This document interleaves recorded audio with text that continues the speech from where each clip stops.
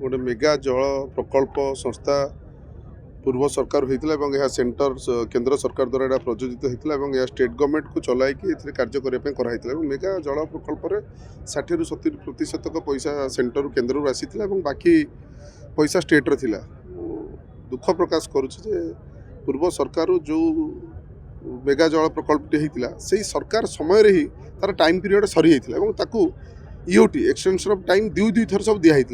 तार खाता कलम देखी दस्तावेज देखला बेलू से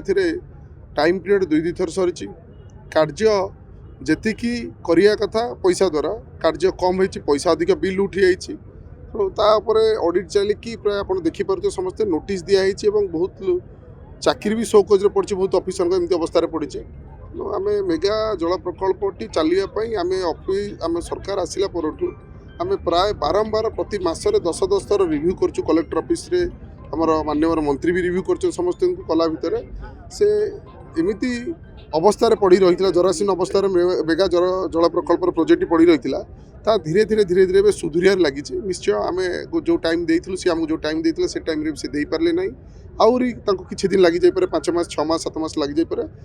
घर घर मेगा जल प्रकल्प पानी निश्चय पहुँचो तेणु ता भितर जो लोक मैंने पानी धर्मशाला हैरान होती हंस चौचे तापाई आम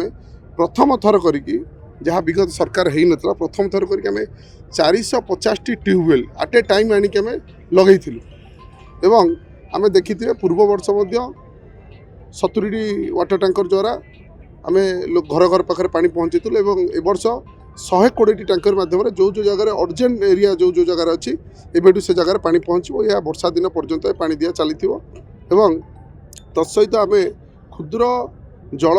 टैंकर करी पंचायत मानक से बोर करी प्रति पंचायत जो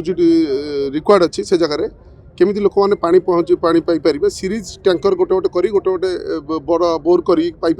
से व्यवस्था भी कराऊँगा भी आसिक घर घर पहुँचे जहाँकि पानी समस्या संपूर्ण पलैब तेणु जहाँ विगत 20-25 वर्ष हो पारनी एवं जहाँ को जारासीन एवं छिनखिन अवस्था रखी आम सजाड़ी भर लोकों पाखे केमती पानी पहुँचो से व्यवस्था आम सदा सर्वदा तत्पर होकर रहीचु। निश्चय आम प्रयास धर्मशाला माँ माटी सदा सर्वदा कार्य थी और निश्चय मेगा प्रकल्प को जे बिगाड़ी आम सजाड़ी ठीक पानी पहुँचे। धर्मशाला ब्लॉक तरफ आमर आज उद्घाटन कले माननीय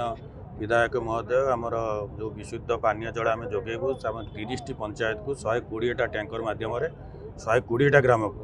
आम प्रतिदिन विशुद्ध पानीय जल जोगेबू।